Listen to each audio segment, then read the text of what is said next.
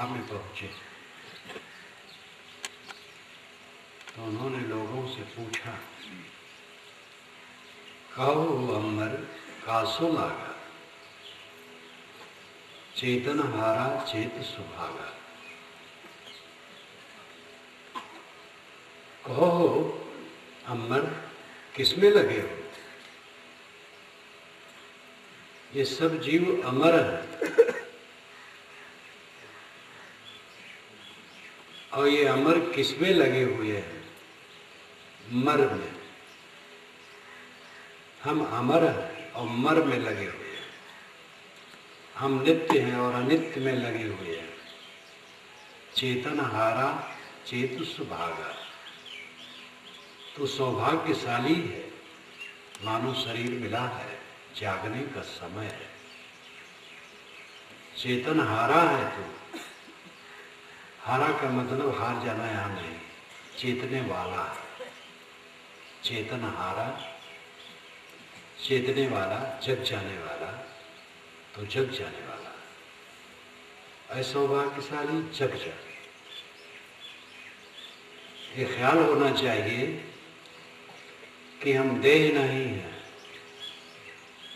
देह में रहने वाले आत्मा, जीव, चेतन, आत्मा।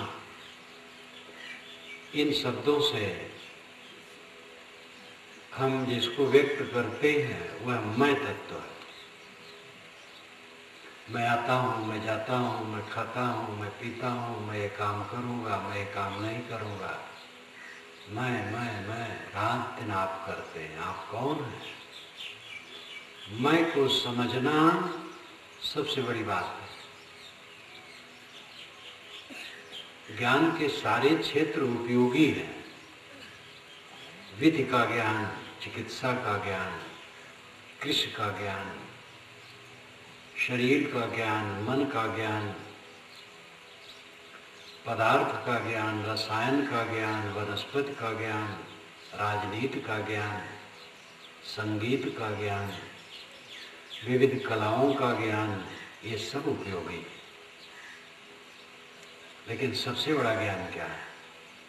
अपने को जानना। सब कुछ जाना, अपने को न जाना, और सब कुछ पाया, अपने को न पाया, तो क्या हुआ? विद्वेत्ता हैं, कानून के विशारद हैं, अपने को नहीं जानते। पदार्थ विज्ञानी हैं, अपने को नहीं जानते, तो क्या हुआ? सबको पाए, अपने को न पाए, अपने को खोए रहे। तो जब हम सबको पाते हैं वो तो अपने आप खोया हुआ है और खो जाएगा। चाहे जितना हम प्राप्त करें वो खोने के लिए। हम लोग तो लौकिक दृष्टि से छोटे छोटे आदमी हैं, लौकिक दृष्टि से बड़े बड़े आदमी होते हैं जिनके खरबों की संपत्ति होती है, पदोन्नति होते हैं, बड़ा बड़ा राज्य होता है, लेकिन वो सब खो जाता है। आज तक किसी का कुछ रहा नहीं।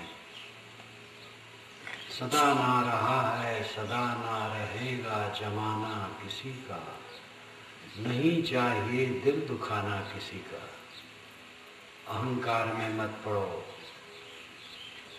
किसी का जमाना सदा ना रहा और सदा ना रहेगा। इसलिए किसी को दुख न दो, दिल न दुखाओ, घमंड न करो। आपको जो प्राप्त है वो आपके साथ सदा क्या, थोड़े समय में खो जाएगा।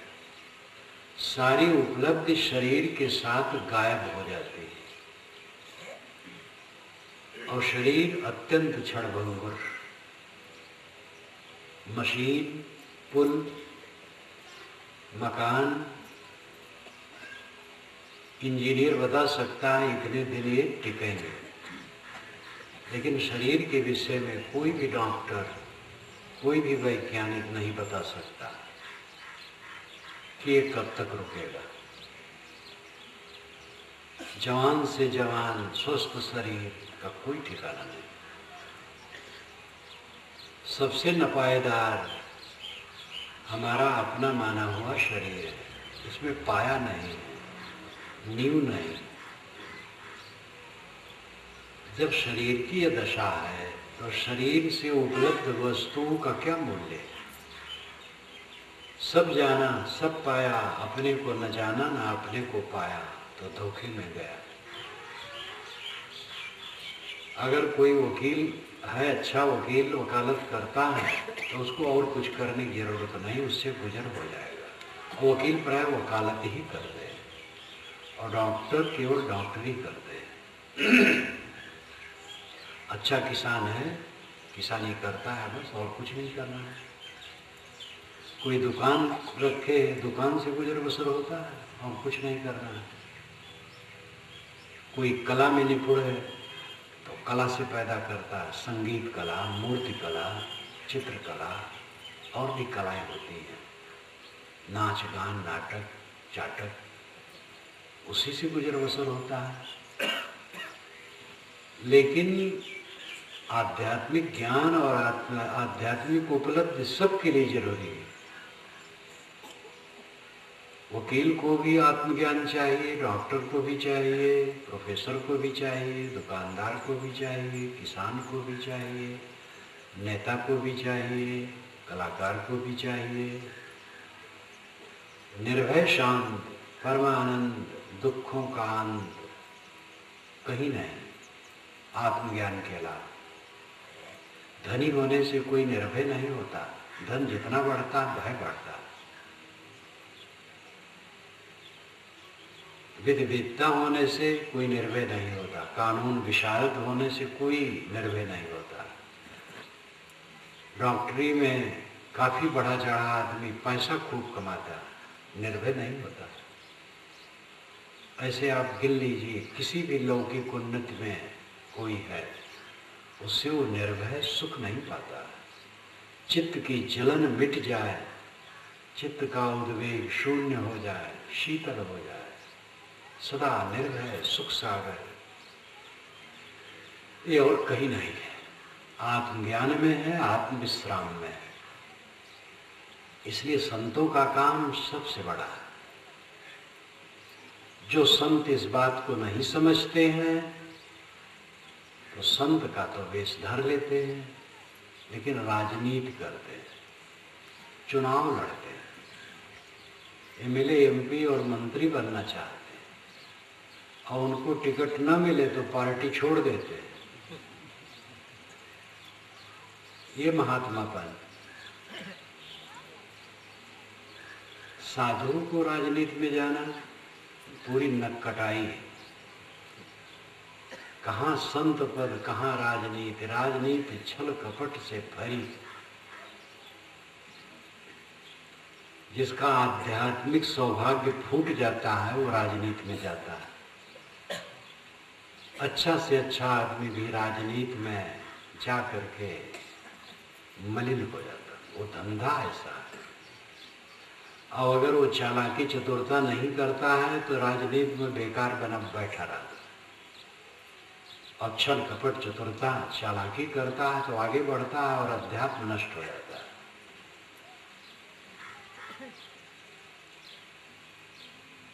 साधु का काम सबसे बड़ा है। दुनिया में सबसे बड़ा काम यही है, अपने को जानना और अपने आप में समाहित हो जाना, अपने आप में लीन हो जाना, सदा आत्मलीन, आत्माराम, परमानंद। सदगुरु कहते हैं, कहो अमर कासो लगा है अमर। साहब सरल ढंग से सब कुछ कहते हैं, देहाती लोग जैसे कहते, कहो कैसे है। साहब कहते, कहो अमर कासो लगा। कहो अमर किसमें लगे हो, जिसमें लगे हो झूठा है। एक युवक युवती में लोभा गया और भटक रहा है। मर्यादा से रहो, विवाह हो गया है, अपनी पत्नी से संबंध रखो, पराई स्त्री को देख करके ललचाओ। युवती है पर पुरुष से ललचा रही है। ऊंची बात तो यह है कहीं न ललचाओ, न पत्नी में ललचाओ, न पति में ललचाओ, कहीं ललचाओ के नहीं करो, निहंग हो जाओ। लेकिन ये तो कोई कोई होगा। ललचाते हो तो अपनी मर्यादा में रहो, अमर्यादित न हो। आपकी जो धन है संतुष्ट रहो, मस्त रहो। आपका मकान राजभवन है। अब आपकी साइकिल आपके लिए हेलीकॉप्टर है। किसी की मोटरसाइकिल पर निगाह न ले जाओ। और जहाँ सोचे क्या कहें मोटरसाइकिल नहीं है तो दरिद्र हो गए। और साइकिल पर बैठ करके जा रहे हो बादशाह की तरह। अपनी साइकिल हेलीकॉप्टर है, मस्त। किसी के कार को देखने की क्या जरूरत है? कार पर चढ़ने वाला कोई बड़ा आदमी थोड़ा होता है। बड़ा आदमी होता है जिसका मन वश में है, और कोई बड़ा नहीं।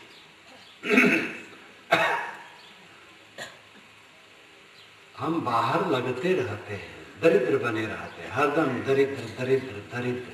नींद खुली और दरिद्रता शुरू हुई।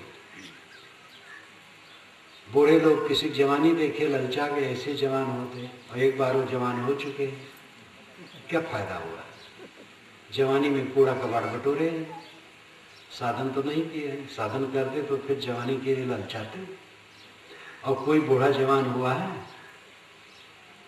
पश्चिम देश में कभी भ्रम था कि बंदर की नस, अमुक नस अगर मनुष्य में फिट कर दी जाए तो मनुष्य जवान हो जाएगा और बहुत दिन जिएगा। बंदर ग्रंथ लगाना भी शुरू हो गया था और कुछ नहीं हुआ। बंदर स्वयं बूढ़ा जाता है तो बंदर की ग्रंथ मनुष्य में लगाने से वो जवान हो जाएगा। पश्चिम में ये भी कुछ लोग भ्रम डाले हैं कि मरे आदमी को जिला लेंगे। उनकी संस्था बनी, रिजर्व करवाते हैं। धनी मानी आदमी को शौक होता है कि हम अगर फिर जी जाएं तो बड़ा सुंदर हमारा महल है, अरबों की संपत्ति है, फिर जी जाएंगे तो फिर इसमें आनंद लेंगे। तो अपनी लाश पहले से रिजर्व करवा देते हैं जीते जीते। काफ़ी पैसा जितना वो मांगते हैं, नियम रहता है, उतना उस संस्था में जमा कर देते हैं। क्योंकि पता नहीं लड़के जमा करें कि न करें, और उनके पास पैसे हैं तो जमा कर दिए। जब मरे तो लाश चली गई उनके भवन में, और वहाँ पर एयर कंडीशनर लगा हुआ है, शीतल, दवाई ववाई भी लगाते हैं और वो सड़ता नहीं। लेकिन अंत में जीता कौन है? कितने के लड़के मुकदमा चलाते हैं कि हमारे पिता की लाश का रखरखाव ठीक नहीं हो रहा है, और पता नहीं बंद हुआ कि अभी नहीं हुआ। वो धांधलेबाजी चल रही, वो संस्था वाले खूब पैसा कमा रहे हैं। अब पागल लोग पैसा जमा करके अपनी लाश को रिजर्व करवाते हैं। मरा हुआ आदमी कभी जिया है? और कोई 50 वर्ष 100 वर्ष के बाद जी जाए तो घर में जाएगा तो रहने पाएगा? बूढ़े पिता का तो निरादर हो जाता है जीते जीते। जवान लड़के बूढ़े पिता का आदर बहुत कम करते हैं, क्योंकि अब वो मालिक हैं, सब काम धाम करते हैं, उनको अहंकार चढ़ बैठा है, मैं करता धरता हूं। पिता ने सब कुछ करके दिया है पुत्र को, लेकिन ये भूल जाता है। और वो जवान है, कुल करते हैं, पिता बेचारे एक तरफ बैठे हैं। तो कभी पिता पूछ ले कि बेटा क्या बात है, तो कहेंगे पिता चुप चुप रहो, आप जानते नहीं हो, आप नहीं समझ पाओगे, डांट देते हैं। बूढ़ा बेचारा क्या करे। और कहीं मरने के 50 वर्ष बाद बूढ़ा आए घर में तो नाती पनाती रहने देंगे? ये सब भ्रम है। तृष्णा, मनुष्य की तृष्णा भटकाती है। आदमी हरदम ललचाता है। ललचाना उसकी दरिद्रता है और दुख है और पीड़ा है और पतन है। और असली ज्ञान क्या है? न ललचाना। न ललचाओ, बादशाह हो।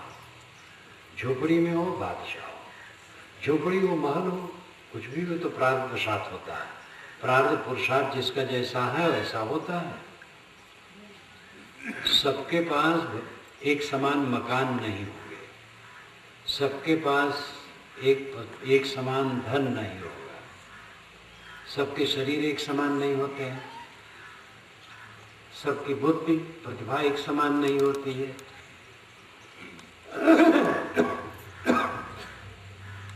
किसी बात में भी समानता नहीं हो सकती है। तो दूसरे के समान हमारे हो जाए, इस चिंता में क्यों पड़े? हमारा हमारे समान है और बहुत है। पेट भर जाए और तन ढक जाए और सोने की जगह मिल जाए तो और क्या चाहिए? वो बादशाह है। और मैं मानता हूँ जितने लोग यहाँ बैठे हैं सबको खाने को मिलता है। भात साग तो सब खाते हैं, और भात साग मिल जाए छत्तीसगढ़ के लिए तो और क्या चाहिए? राजस्थान के लिए रोटी साग चाहिए, और छत्तीसगढ़ के लिए भात साग। भात साग मिल गए और सोने की जगह मिल गई और कपड़ा तो थोड़े लगता है, बस आप बादशाह हैं। जहां ललचाए दरिद्र हुए। ललचाना दरिद्रता है। साहब कहते कहो अंबर कासो लागा, अय अंबर किसमें लगे? चेतन हारा चेत सुभागा, तू जगने वाला है, चर्च सौभाग्यशाली मानव शरीर मिला। कूड़े कचरे में जी रहा है, हरदम नरक नरक नरक नरक में आदमी जीता है। क्रोध में उद्वेगित है, अपने मन के प्रतिकूल किसी से पा गया है और मन ही मन में प्रतिक्रिया में धुन रहा, लड़ रहा है अंदर अंदर। काम में काम वासना का संकल्प करके उसमें नरक कर रहा है, ईर्षा कर रहा है। ईर्षा नरक है, काम वासना नरक है, क्रोध नरक है, लोभ नरक है, मोह नरक है, प्रतिक्रिया नरक है। और इसी में आदमी जैसे नाली के कीड़े नाली में किलबिलाते रहते हैं, और नाली से निकाल के अलग कर दो तो छटपटाते हैं, और नाली में गिर पड़े फिर आनंदित। नाली में जन्मे, नाली में जीवन, नाली में मरना, तो नाली ही उनका जीवन लगता है। मनुष्य विकारों में जन्मता है, विकारों में जीता है और विकारों में मर जाता है। नरक का कीड़ा बना हुआ। ये काम क्रोध लोभ मोह द्वेष ईर्षा चिंता उद्वेग प्रक्रिया रिएक्शन, इसमें जीना नरक में जीना है। इससे अपने को निकालो, स्वर्ग में लाओ। युद्ध करो, मन से लड़ो, मन के विकारों को काटो, निर्मल चित्त बनो। हर जगह आदमी को समझता है कि अपने चित्त को निर्मल करने का काम करे, कहीं भी रहे। मैंने ऐसे वकील को देखा है कि जो वकालत करते हैं लेकिन बहुत अच्छे, वकालत में झूठ बोलना पड़ता है, अपना सब कुछ मुकदमा ठीक है लेकिन कुछ कानून के पॉइंट ऐसे होते हैं कि झूठ बोलना पड़ता है। वो झूठ तो बोलते हो लेकिन किसी को नाजायज फंसाने का काम नहीं करते। ऐसे वकील हैं, आप चाहो कहो 1 लाख रुपया देंगे, अमुक मुकदमा है, और मुकदमा क्या है? एक निर्बल पक्ष है, उसके पास जमीन है, हड़पने की बात है। वकील कहता भाई आधा आधा हिस्सा, चलो कोई बात नहीं, आधे हमें मिल जाए। वकील का कुछ लगता तो है नहीं, जबान लगती है। लड़ते लड़ते 10-5 वर्षों में कहीं विजय हो गई तो आधी जमीन उसकी हो गई। एक निर्बल आदमी की जमीन हड़प गई। न हार गए तो हार गए, कोई बात नहीं। ऐसे वकील होते हैं। लेकिन जो अच्छे वकील होते हैं, ऐसी बात लेकर के कोई जाए तो डांट के खदेड़ते हैं, ऐसे वकील होते हैं जो अपने मुवक्किल से कह देते हैं कि तुम मुकदमा न लड़ो, समाधान कर लो, इसमें तुम हार जाओगे। सही मुकदमा ज़्यादा लेते हैं। वकीलों को ऐसा मैं जानता हूँ। राजनेता ऐसे होते हैं जो बहुत अच्छे होते हैं। राजनेता लोगों को लंद फंद करना पड़ता है, अपनी बड़ाई दूसरे की बुराई, और बड़ा बड़ा प्रपंच है। फिर भी उस प्रपंच में ऐसे राजनेता होते हैं जो काफ़ी अच्छे होते हैं। व्यापार की बात यही है, व्यापार में भी लंद फंद है, लेकिन फिर भी अच्छे व्यापारी भी होते हैं। व्यापार, वकालत और राजनीति, ये तीनों में गंदगी है ज़्यादा, लेकिन तीनों में भी अच्छे होते हैं। किसानी तो बहुत साफ सुथरी जगह है। उत्तम खेती, मध्यम बान, कनिष्ठ चाकरी, भीख निदान, ये पुरानी कहावत है। ये कहावत यहाँ चलती है कि नहीं? अवध क्षेत्र में चलती है। अच्छा, यहाँ भी चलती है। उत्तम खेती, मध्यम बान, कनिष्ठ चाकरी, भीख निदान।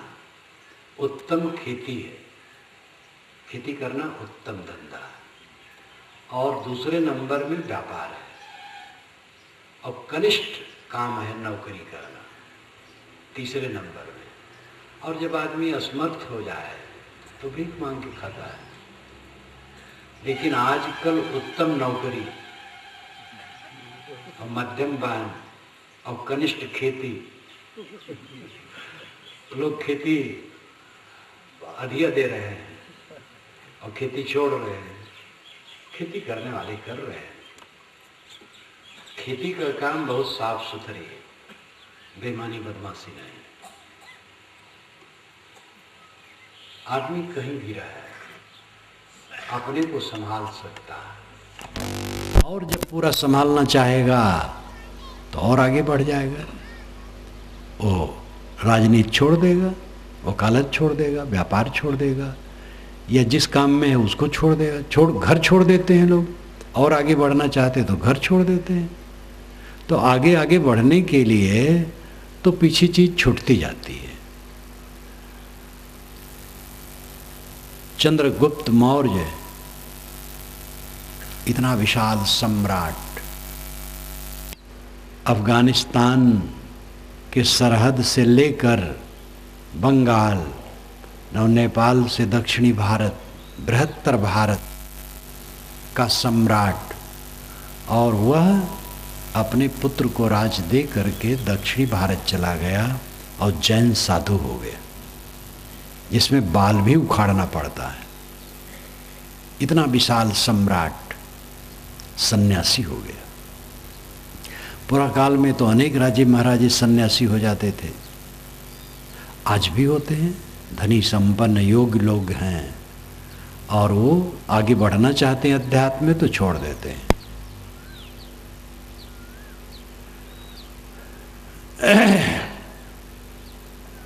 कल्याण की तीव्र इच्छा बढ़ती जाएगी तो आदमी छोड़ता जाएगा। जहाँ हो वहाँ छोड़ना सीखो। आप जहाँ हो गलत काम छोड़ना सीखो। लंद फंद करना छोड़ो, झूठ न बोलो, क्रोध न करो, काम की लंपटता घटाओ। शून्य की डिग्री पर ले जाना कल्याणकारी है, लेकिन घटाओ तो कम करो, अधिक संयम से रहो, बात बात में क्रोध न करो। मन के प्रतिकूल हो जाता है तो क्रोध करना चाहिए। आप कितना काम करते हैं जो दूसरे के प्रतिकूल होता है और सब आपसे लड़ने नहीं लगते हैं, तो आप क्यों लड़ो? लोभ घटाओ, मोह घटाओ, विकारों को घटाओ। जो जहाँ हैं अपने मनोविकारों को घटाएं। मनोविकार हमें जलाते हैं। मनोविकार जहर हैं जो हमारे मन को छीण करते हैं, हमारे आध्यात्मिक बल को नष्ट करते हैं और सब प्रकार से दुख देते हैं और कोई सहायक नहीं होता है। अगर हमने अपने इंद्रियों को, मन को विकारों में लगाया और गलत सोचना, गलत बोलना, गलत करना, इन्हीं में अपने को रमाया, तो निरंतर हमारा आधा पतन होता जाएगा और कुछ काम करेगा नहीं। जिसका हमें गर्व है वो तो पानी का बुलबुला, बड़े बड़े ऐश्वर्य क्षण में लुप्त हो जाते हैं। मुझे तो राष्ट्रपति की बात अभी याद आया करती है। घटना थोड़े दिन की है। अबुल कलाम जब राष्ट्रपति पद को छोड़े और प्रतिभा पाटिल ने ग्रहण किया, उसी रात को अबुल कलाम विशाल राजभवन छोड़ करके 3 कमरे के मकान में चले गए। जो लोग दिल्ली गए हैं जानते हैं राजभवन कितना विशाल है, 350 कमरों का, और उसका परिसर कितना विशाल है, हजारों एकड़, सैकड़ों एकड़ में फैला। और वो भवन छोड़ करके अबुल कलाम 3 कमरे के मकान में चले गए। ये कालचक्र। और एक दिन आएगा जब उनका शरीर कब्र में चला जाएगा।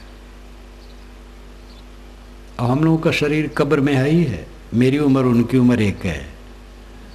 हम लोग 80 के दशक में चल रहे, 8 के दशक में चल रहे हैं। थोड़े दिन में कब्र में चला जाएगा। इस कालचक्र को कौन रोक सकता है? और रोकने का मतलब क्या है? ये कूड़ा कचरा लेके बैठे रहें तो क्या फायदा होगा? शरीर मरे ना और बुढ़ा जाए और चल फिर न पावे तो क्या फायदा है? इस पर एक कहानी है कि जब सिकंदर, महान सिकंदर विश्व में विशेष विजय कर लिया, तब उसने उत्तराखंड में जा कर के अमर होने के लिए खोजने लगा कि भाई उत्तराखंड में संत होते हैं, शायद हो अमर होने कोई बूटी बता दें। तो गया तो एक महात्मा ने कहा हाँ जाओ, आगे पर्वत से ऊपर चले जाना, तो वहाँ अमर तालाब है, उस तालाब का पानी पी लो तो अमर हो जाओगे। तो गया पर्वत पर, तालाब था, पानी पीना चाहा तो जोर से आवाज़ आई, खतरा है, मत पियो मत पियो। तो चारों तरफ देखा, कोई नहीं दिखाई देता, कौन कहता है भाई? पीने चला, फिर हल्ला हुआ, मत पियो खतरा है। उसने कहा भाई कौन है बोल रहा है, देखने में नहीं आ रहा है। तो बड़े बड़े मगरमच्छ, बड़े बड़े कच्छप तालाब में पड़े थे किनारे किनारे पानी में। उन्होंने कहा हम कहते हैं हम इसका पानी पी के अमर हो गए हैं और बहुत बुढ़ा गए, अब सरक नहीं पाते, इसलिए बड़ी दुर्गति है। मर जाना हम चाहते लेकिन मर नहीं रहे हैं, इसलिए मत पियो, नहीं तो आप भी सड़ जाओगे, किनारे पड़े रहोगे, खिसक नहीं पाओगे, खाना पानी नहीं कर पाओगे, तो बड़ा भय ही तो अमर होना। तो फिर महात्मा के पास गया। महात्मा ने कहा उसके आगे चले जाओ, एक जवान वन है, तो उस वन का फल जो खा लेता है वो सदा जवान रहता है, तो जवान भी रहो अमर भी रहो, तब आनंद आ जाएगा। तो आगे गया तो वहाँ वन में देखा अच्छे अच्छे मल्ल जवान लड़ रहे एक दूसरे से, मार काट उद्दंडता। तो ये फल खाने के लिए चला, तो उन लोगों ने कहा रे मत खाओ बहुत खतरा है। कहे क्यों? कहे हम लोग अमर बन का, जवान बन का फल खा लिए हैं और अमर तालाब का पानी पी लिए हैं, इसलिए ना हम मर सकते हैं ना बुढ़ा सकते हैं। अब इतना प्रमाद हो गया है कि रोज रोज ही रहना है, सदा रहना है। तो एक एक इंच ज़मीन के लिए हम लोग लड़ते हैं, एक एक बात के लिए लड़ते हैं। मरना होता तो थोड़ा संतोष होता, 4 दिन में मर जाना है, क्या झगड़ा करना। अब तो यही रहना है, जवान होके सदा रहना है, इसलिए बहुत अशांत है। तब सिकंदर ने सोचा प्रकृति का नियम अच्छा है, बूढ़ा होना मर जाना। एक काल्पनिक कहानी है, कोई तालाब ऐसा नहीं, कोई वन ऐसा नहीं है, और कच्छप और मगरमच्छ मनुष्य की भाषा नहीं बोल सकते हैं। कहानियाँ बातों को समझाने के लिए होती। शरीर का बूढ़ा होना प्रकृति का विधान बहुत सुंदर है और मर जाना बहुत सुंदर है। काम कर लो, बाजार में गए हो सौदा कर लो, चल दो, ये तो बाजार है। लेकिन घर बना के बैठ गए हैं, अरकार में, हस्ता में, पलारी में, आंधी में, इलाहाबाद में मकान बना के बैठ गए हैं। अब जाना कहाँ है? भूल हो गई। भूलो मत। मकान बनाए ठीक है, मकान में रहना पड़ता है, लेकिन समझो ये मकान नहीं है, मुसाफिर खाना है, चलना है। जब हम मकान बनाना चाहते हैं तो पहले ज़मीन खरीदते हैं। ज़मीन खरीद लेने के बाद तब जब रुपया पैसा इकट्ठा हो जाता है तब बालू, सीमेंट, लोहा लक्कड़, ईंट ये लाके ज़मीन में गिराते हैं। तो एक किनारे ज़मीन में ईंटा से जोड़कर, फूस डालकर, पन्नी डालकर एक झोपड़ी बना लेते हैं, उसमें रहते हैं और नींव डलवाते हैं और काम करते हैं। मकान बन जाता है, प्लस्तर हो जाता है, फर्श बन जाती है और रंगाई पुताई, जंगला फाटक सब दुरुस्त हो जाते हैं। गृहभोज करते हैं, उसमें प्रवेश कर जाते हैं, तब उस झोपड़ी को तोड़ देते हैं। जिस झोपड़ी में बैठकर ये सब काम किए थे उस झोपड़ी को तोड़ देते हैं। हम अविनाशी भवन बनाने के लिए इस मनुष्य शरीर में आए हैं, अमर आत्मा का उद्धार करने के लिए। ये शरीर झोपड़ी है, इस झोपड़ी में रह करके अमर भवन बनवा लो। इस शरीर झोपड़ी में रह करके अमर आत्मा को समझकर अपने अमर अमृत धाम में स्थित हो जाओ। अपना मन सुबस करो, मन सुबस हो जाएगा, अंतर्मुख हो जाएगा, अपने अमर धाम में विश्राम हो जाएगा। फिर ये झोपड़ी टूट जाएगी एक दिन, झोपड़ी कोई ज़रूरत नहीं। ये बुद्धि हो तो बुढ़ापा और मृत्यु ये तो स्वाभाविक है और अच्छा है। आज तक शरीर में रह करके क्या पाए हो? झंझट के सिवा, झंझट झंझट झंझट। और रहोगे क्या पाओगे झंझट के सिवा?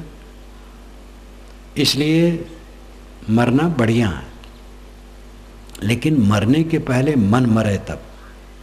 मन उछाल मार रहा है, बांसों उछल रहा है, बूढ़े हो गए हैं तो भी काम लंपट है, अहंकार ममकार नहीं छूटा।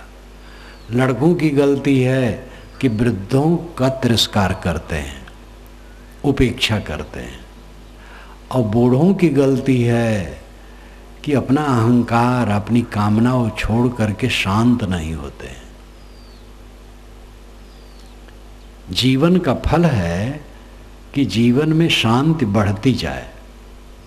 जैसे हम व्यापार करते हैं तो 1 लाख रुपया लेकर के व्यापार शुरू किए और 4 महीने में 60,000 रह गए, 10 महीने में 40,000 रह गए, साल भर में 20,000 रह गए। तो ये तो व्यापार क्या दिवाला पिटना है। 1 लाख पूंजी बनी रहे और उसमें मुनाफा बढ़ता जाए, थोड़े थोड़े बढ़े लेकिन बढ़ता जाए, तब सफलता है। ये मानव जीवन हमारा सबसे बड़ा व्यापार है। और इसमें क्या होता है, बचपना में सहज प्रसन्नता रहती, क्योंकि सरलता रहती है। बचपना सरलता से पूर्ण है, बच्चा सरल होता है, प्रसन्न होता है, बोध नहीं रहता है, इसलिए थोड़े में रोने भी लगता है, फिर रोना भूल जाता है, फिर प्रसन्न रहता है। जवानी में समझ हो जाती है, इसलिए रोता नहीं, लेकिन सरलता नष्ट हो जाती है, काइयाँ हो जाता है, बेईमान हो जाता है, चालाक हो जाता है, चंट हो जाता है, खुराफाती हो जाता है। एक एक मानसिक वाणी रोग शरीर में लगने जाते हैं और फिर दुर्व्यसन शुरू हो जाता है, विकार शुरू हो जाता है। जवानी आई, चिंता उद्वेग बढ़े, ज़्यादा वासना बढ़ी, अधेड़ हुआ तो चिंता बढ़ी, सुख घटता गया, दुख बढ़ता गया। बचपना की प्रसन्नता जवानी में न रही और जवानी की रही सही प्रसन्नता बुढ़ापा में छीड़ हो गई, और जर्जर होते तक झाए झाए झाए झाए करके मर गए। दुख दुख दुख। ये जो मानसिक विकार मन में इकट्ठे होते हैं, अच्छे अच्छे ज्ञानी को हिला देते हैं। फिर साधारण आदमी तो जलेगा ही। ज्ञानी भी साधना नहीं करता है तो वक्तव्य झाड़ता रहे, लिखता रहे, अपने मन को शीतल नहीं कर पाएगा। साधक शीतल कर पाएगा। ज्ञानी होने के साथ साधक होना चाहिए। साधना करें। जानते हम बहुत हैं, साधना नहीं करते हैं, तो हमारी दशा वैसे हो जाएगी जैसे दाहिना पैर बहुत आगे कर दिया और बायां पैर बहुत पीछे, तो न खड़ा रह पाएंगे न चल पाएंगे, गिर पड़ेंगे। जो जानता ज़्यादा है और करता नहीं है तो अपनी जानकारी का दुरुपयोग करके अपने दुर्गुणों को ढांकता है। इसलिए जानना और करना दोनों कदम चलने चाहिए। साधना में लगना चाहिए। आदमी निरंतर चिंतित, दुखित, पीड़ित बना रहता है, उद्वेगों से भरा रहता है।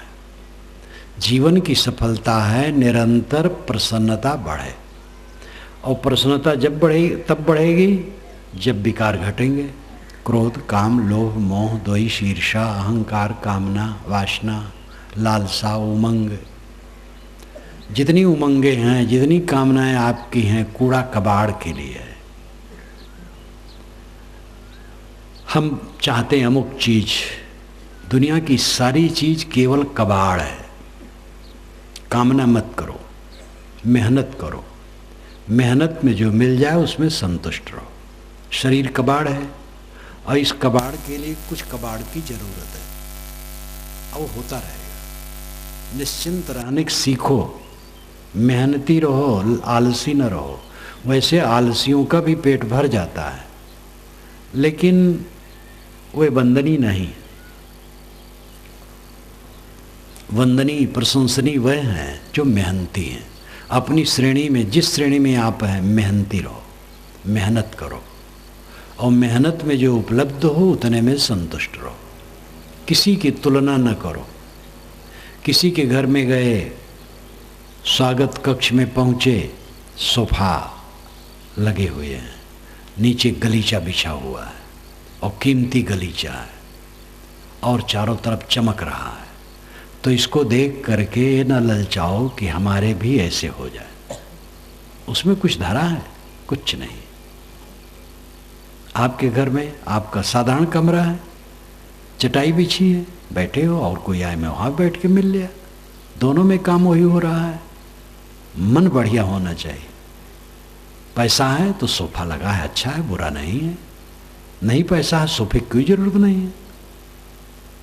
वस्तु से आदमी बड़ा नहीं होता है, सुंदर विचार और सुंदर रहनी से बड़ा होता है। बड़ा होने का मतलब सुखी होना, और बड़ा क्या, कोई लंबा चौड़ा बहुत ज़्यादा होता है थोड़े। बड़े आदमी हैं तो क्या 20-25 हाथ के हैं।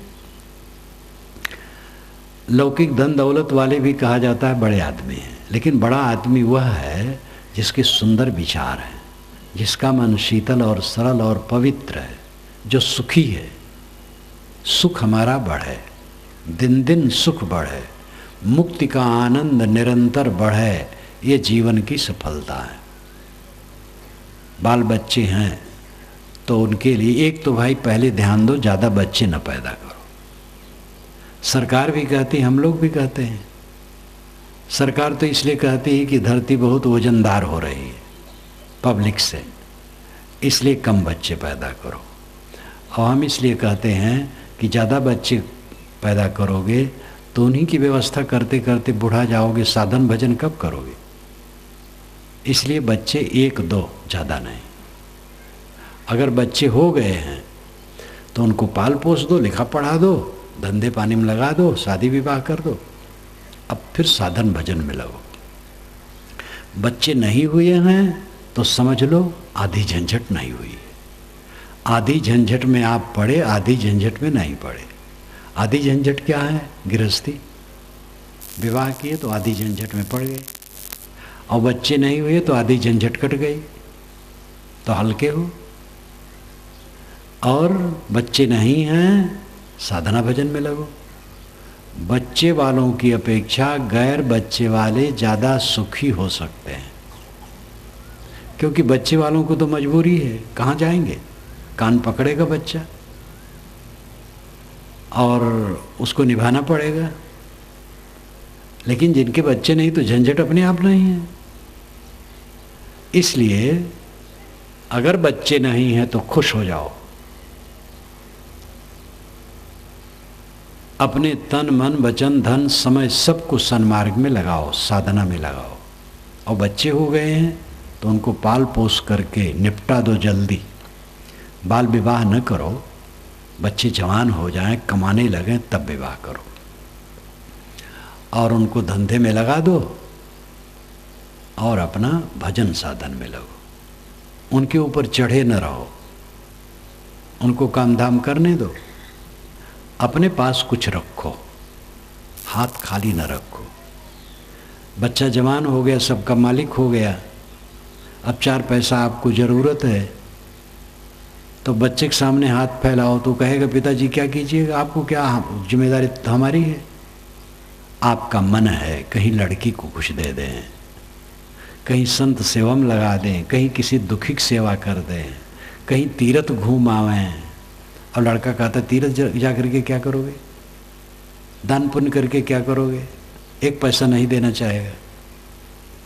कम से कम अपने जेब खर्च के लिए ही कुछ चाहिए, तो कुछ अपने हाथ में रखो। बेवकूफ़ न बनो। कुछ लोग बेवकूफ़ बन जाते हैं। एक सज्जन थे, बड़े सरल, 3 लड़के थे, पैसे वाले थे।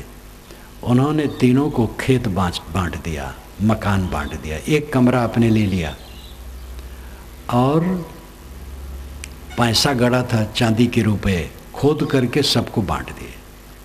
उनके मित्र ने रोका था कि कुछ अपने पास रखो, लेकिन वो माने नहीं, सब बांट दिए।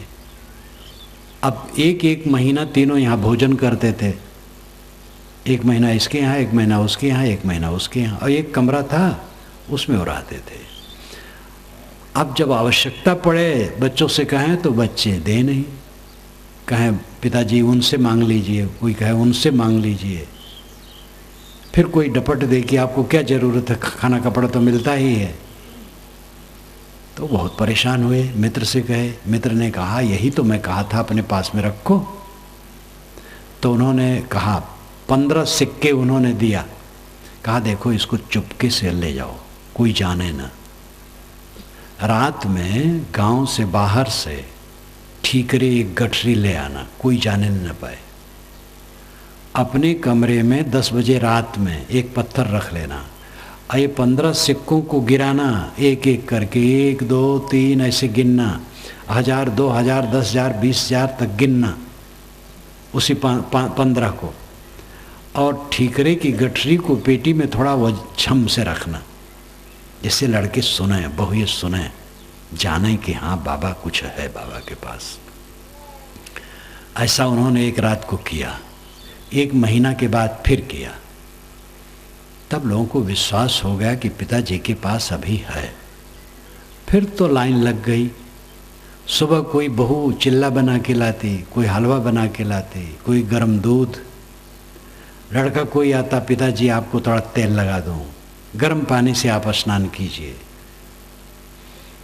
कोई 100 रुपया देता, पिताजी आपको जेब खर्च चाहिए। फिर कहता पिताजी ज़माना ख़राब है, अगर पैसा वैसा है तो हम लोगों को दे दीजिए, संभाल के रखें।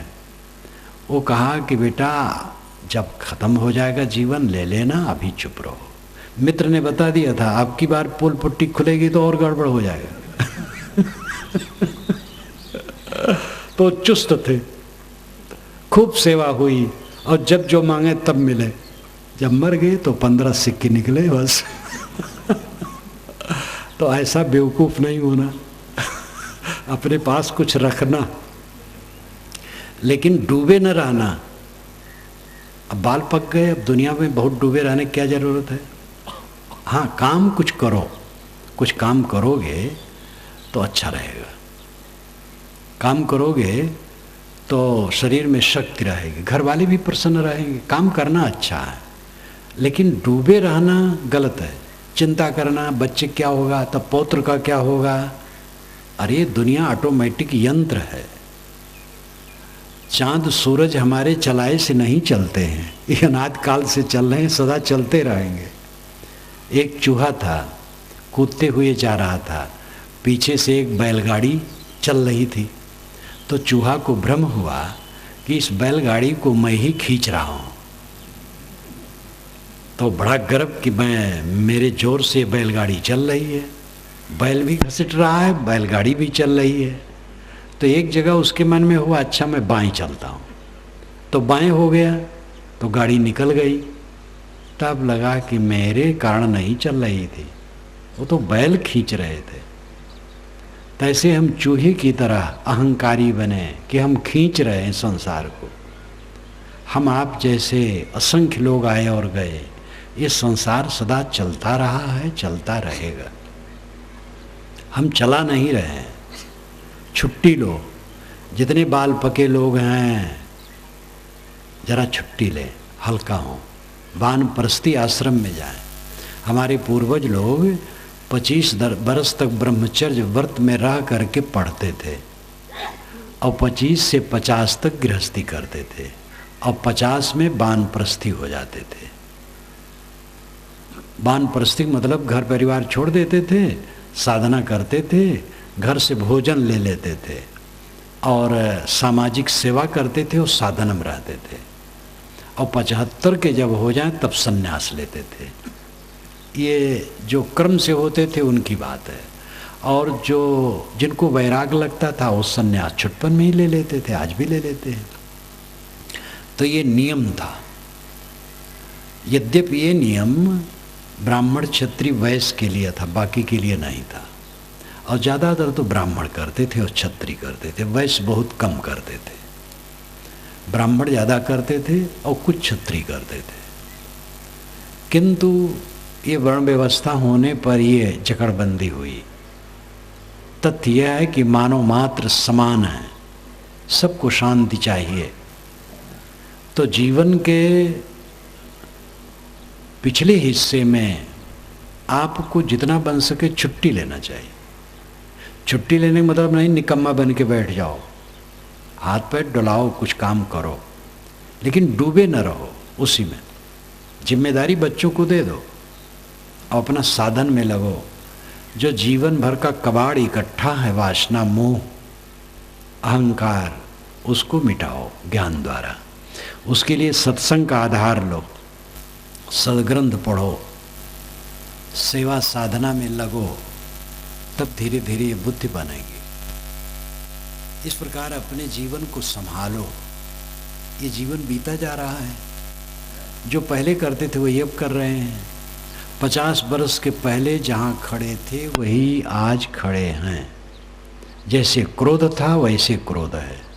ईर्ष्या, चिंता, उद्वेग, काम वासना, लंपटता जैसे पहले थी वैसे आज है। तो क्या मतलब है जीवन का? कहो अमर का सो लागा, अयम्बर, अयमर आत्मा किसमें लगा है? जिसमें लगा है उस सपना की संपत्ति खो जाए। धोखा धोखा होएगा। रमई काका एक व्यंग्यकार थे, लखनऊ के विद्वान थे, लेकिन व्यंग में वो लखनवी भाषा जो वहाँ की ग्रामीण भाषा है उसमें लिखते थे और बहुत बढ़िया व्यंग्यकार थे। अमीनाबाद एक मोहल्ला बहुत बढ़िया संपन्न, तो उन्होंने लिखा। अब वो भाषा तो मैं नहीं बोल पाऊँगा, लेकिन उन्होंने लिखा कि मैं वहाँ गया तो एक दुकान पर गया। तो दुकान पर जब गया तो वहाँ एक स्त्री खड़ी थी श्रृंगार किए हुए। तो मैंने कहा मैडम नमस्ते, तो लोग हंस पड़े। अरे रमई काका तुम नहीं समझे, ये पुतली है, पुतली, दुकान पर पुतली खड़ी रहती है। तो उन्होंने कहा धोखा होएगा, धोखा होएगा। दूसरे दिन गया, एक बनी ठनी स्त्री खड़ी थी, मैं समझा पुतली है, तो उसके कंधे पर हाथ रखा तो उसने एक चाटा मुझे मारा। तो मैंने कहा धोखा होगा। इतना बढ़िया बढ़िया चुटेले शब्दों कहे हैं। तो ऐसे आप अपने जीवन में देखो, जितने पके बाल वाले यहाँ बैठे हैं सब दूल्हा बने थे एक दिन। अब किसी बूढ़े से पूछो कि बाबा आप दूल्हा बने थे, आज कैसे लगता है? तो गुस्सा हो जाएगा। वो कहेगा धोखा होगा। बच्चा नहीं था, बहुत परेशान थे, बच्चा हो जाता। अब बच्चा हो गया तो बच्चा कहे में नहीं है, कहे में भी है, लेकिन हम नुक्ताचीनी करते रहे बच्चे की। खाली बच्चों का दोष नहीं होता, समझ लो बूढ़े लोग, आप लोगों का भी दोष है। चेलों का केवल दोष नहीं तो गुरुओं का भी दोष होता है। ऐसे गुरु सन के हैं जो अपने पवित्र चेलों के प्रति भी गलत धारणा बनाए रखते हैं और कलह बनाए रखते हैं। यद्यप गुरुपद बहुत ऊंचा है और उस दशा में होगा तो ये सब तो होगी कहाँ, लेकिन अब गुरु हैं, अच्छे हैं, त्यागी भी हैं, संयमी भी हैं, लेकिन समझ सही नहीं है, तो अच्छे पवित्र चेले के प्रति भी गलत धारणा बनाए रहते हैं। शिष्य की त्रुटि होती है, गुरु के प्रति गलत धारणा बना लेता है। पुत्र की त्रुटि होती है, पिता की त्रुटि होती है। त्रुटि जहाँ हो त्रुटि है। पिता होने से, गुरु होने से ये बात नहीं है कि उससे त्रुटि नहीं होती है। गुरु से त्रुटि तो नहीं होनी चाहिए। गुरुपद ऐसा है जो निर्मल दशा है, लेकिन तो जो ऐसा गुरुपद हो तब तो। गुरुपद है जो नहीं समझ पाते हैं तो मान लेते हैं त्रुटि, ऐसा भी होता है। संसार बड़ा अबूझ है, लेकिन सबको गंभीर होकर, सहनशील होकर समझने की जरूरत है, विनम्र होकर के समझने की जरूरत है। अपना स्वभाव तो समझ नहीं मिलता है जिसमें हम रगड़े जा रहे हैं, दूसरे के स्वभाव को समझना बहुत कठिन है। पति पत्नी जीवन भर कितने पति पत्नी लड़ते हैं, पति पत्नी हुए 1 महीना 2 महीना 1 बरस 2 बरस नहीं समझ सके, बुढ़ा गए आज तक नहीं समझ सके। 50 बरस हो गया विवाह हुए, अभी भी लड़ रहे हैं। अब तो समता चाहिए, एक दूसरे का स्वभाव समझ लो, एक दूसरे से समता का बर्ताव करो। स्वभाव को समझो, अपने को समझो। आप अमर आत्मा हो, बटोही हो, राही हो। ये राह है, जहाँ आप घर बनाए हो आपका घर नहीं है, मुसाफिर खाना है। यहाँ से चल देना और अचानक चलना है। सारा श्रृंगार अचानक छूट जाएगा। आपकी पेटियाँ, खाते बैंक के, जमीन, मकान, वाहन, मित्र गोष्ठी, समधी लमधी और भी जहाँ तक जो मान लो, सब का सब अचानक विदा होना है। इस भाव को जो समझता है वो पाप नहीं करता है, वो अपने को संभालता है। कहो अंबर कासो लागा, चेतन हारा चेत सुभागा। अम्बर मध्य दिसे तारा, एक चेता एक चेतवन हारा। अम्बर, अंबर आकाश, आकाश के बीच में तारे दिखते हैं। इसी प्रकार अय अमर आत्मा, तू अपने कल्पना में तमाम प्रपंच को देखता है, चमक दमक को देखता है। ये दृश्य सब छोड़, एक चेता एक चेतवन हारा। एक चेतने वाला है, एक चेताने वाला है, एक गुरु है, एक शिष्य है। जो खोजो सो वहमा नाही, सो तो आए अमर पद माही। जो तुम कल्पनाओं में खोज रहे हो वहाँ नहीं है। ये धन में, परिवार में, संपदा में, पद में, प्रतिष्ठा में, संपत्ति में, मान बढ़ाई में वो स्थिर सुख नहीं जिसको तुम खोज रहे हो। ये तो संयोग है और कुछ उपयोग है। जो मनुष्यों और वस्तुओं का मिलन है एक संयोग है, और कुछ उसमें उपयोग है, खाना पीना रहना बसना, बस और कुछ नहीं है। और धोखा है, आपका उसमें कुछ नहीं है और कुछ हाथ में आने वाला नहीं। जो खोजो सो वहमा नाही। जो खोज रहे हो स्थिर सुख, परमानंद, परम शांत, परम तृप्ति, वो ये दुनिया की चमक दमक में नहीं है। सो तो आए अमर पद माही, वो तो अमर पद में है, अमर स्वरूप में है, अपने आत्मा में है। अपना मन बाहर से लौट करके अंतर्मुख हो जाए, अद्वैत अकेला। जब मन चलता नहीं है, स्थिर हो जाता है, संकल्प छोड़ देता है, विचारों को छोड़ देता है, शांत परमानंद हो जाता है। ये अमर पद में स्थित है, इसमें परमानंद है। जो खोजो सो वहमा नाही, सो तो आई अमर पद माही। कहीं कबीर पद बूझे सोई, मुख हृदय जाके एक होई। साहब कहते इस पद को ही बूझता है जिसका मुख और हृदय एक हो। मुख हृदय जाके एक होई। मुख में जो बात है वही हृदय में, जो हृदय में वही मुख में। कथनी करनी एक, मुख कछु और हृदय कछुआना। सपने हूँ काहू मोहि नहीं जाना। साहब कहते हैं जिसके मुख में कुछ और है और करनी कुछ और है, हृदय में कुछ कपट कतरनी है, वो आत्म तत्व को नहीं समझ सकता है, वो परमानंद पद को नहीं पा सकता है। मुख हृदय जाके एके हुई, कहीं कबीर पद बूझे सोई। जो जानो करना शुरू करो, थोड़ा थोड़ा करना शुरू करोगे तो विकास होगा। त्याग करने से त्याग की शक्ति बढ़ती है, चलने से चलने की शक्ति बढ़ती है।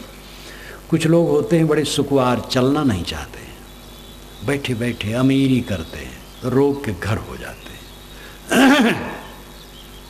जो चलता है तो चलने की शक्ति उसके पास रहती है। इसी प्रकार सारी शक्तियाँ परिश्रम से बनती हैं। त्याग से त्याग की शक्ति बढ़ेगी। जिस गलती को आप दुखद समझते हो, त्यागो, बीड़ी त्यागो, तम्बाकू त्यागो, गुटखा त्यागो, गुड़ाखू त्यागो, गाली देना त्यागो, क्रोध करना त्यागो, गुस्सा में रहने की आदत है उसको त्यागो, मीठ नहीं बोल पाते हो उसको त्यागो, मीठ बोलने का अभ्यास करो। ये जीवन का खास काम है।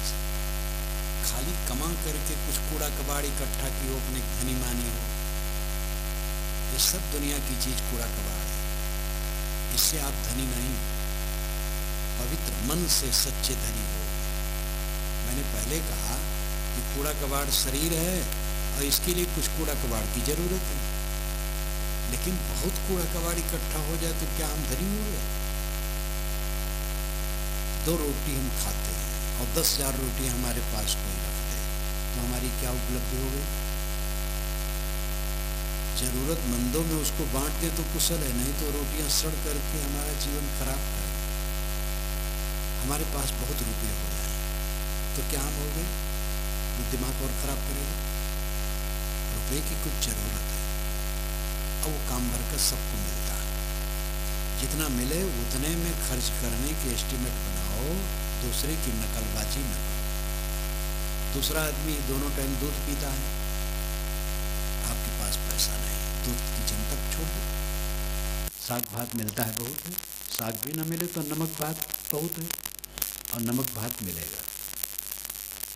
दूध बचपना में पिया जाता है। देखो गाय घोड़े सबके बच्चे बचपना में दूध पीते हैं, फिर कुछ नहीं, घास खाते हैं और उनसे लड़के देख लो, लड़ पाओगे? नहीं जीत पाओगे, चाहे जितना दूध पियो। दूध नहीं मिलता कोई हर्ज नहीं है, घी नहीं मिलता कोई हर्ज नहीं, मेवे नहीं मिलता कोई हर्ज नहीं। सादा भोजन सबसे बढ़िया है जो जल्दी पच जाए। भात साग बहुत है, साग भात सुभाए पहती रौरे के आए, ये अवध क्षेत्र की कहानी है। साग भात सुभाए पहती रौरक आए। साग और भात सुभाए कोई शुभ दिन में बनते हैं, कोई त्योहार हो तो भात के साथ साग बनता है, नहीं तो नमक भात खाया जाता है। त्योहार आ गया तो भात के साथ साग बना लिया। भात साग सुभाए। और पहती रौरे का है, पहती कहते पकी हुई दाल को। दाल जब पक जाती है तो उसको पहती कहते हैं अवधी भाषा में। रौरे का मतलब है कोई समधी आया, दामाद आया, मामा आए, कोई रिश्तेदार आए तो दाल बन गई। तो ऐसे तो नमक भात रोज खाते हैं, और जब त्यौहार पड़ता है तो साग बना लेते हैं भात के साथ। और समधी उमधी आ गए तो दाल भी बन गई। अपना मन छोटा करके रखो, तब फिर दूध भी मिल जाए तो कोई हर्ज नहीं है। दूध भी खाना कोई बुरा नहीं है, लेकिन दूध खाने से आप बड़े नहीं होगे और बलवान नहीं होगे, और साग भात खाने से आप कमज़ोर नहीं होगे। विटामिन प्रोटीन की सुरक्षा रखो। कोई घड़ा में छेद कर दे पेंदी में और पानी ऊपर खूब भरे तो बह जाए तो क्या फ़ायदा है? नीचे चूहे ना तो बस पानी रहेगा। इसलिए प्रोटीन विटामिन को बहने न दो, संभालो, संयम से रहो, फिर वो नमक भात में भी काम भर का प्रोटीन विटामिन मिल जाएगा। इसलिए दुनिया की वस्तुओं में ललचाओ ना, अपने को संभालो, अपने आत्मा को समझो। आप अमर आत्मा हैं, यहाँ रहना नहीं है, छोड़ देना है। इस जीवन में अपने को संभाल करके शांति में जीना परम सुख है। कुछ किसी का रहने वाला नहीं, कुछ किसी का रहा नहीं। आज से 50 वर्ष के पहले के बुजुर्ग आज नहीं। आज के जितने बुजुर्ग हैं 20-25 वर्ष के अंदर ये सब खत्म हो जाएंगे। यहाँ तक जितने लोग हैं आज 100 वर्ष के बाद इसमें कौन रहेगा? सब खोता चला जाता है। आत्मा अमर है, आप रहेंगे। अगर अपने को घोटाले में डाले रहे तो सब समय दुखी रहेंगे। अपने को संभालो, सत्संग करो, स्वाध्याय करो, साधना करो, मन को समेटो, आत्म शांति लो, दूसरे के साथ सुंदर बर्ताव करो। इसी में सच्चा सुख है।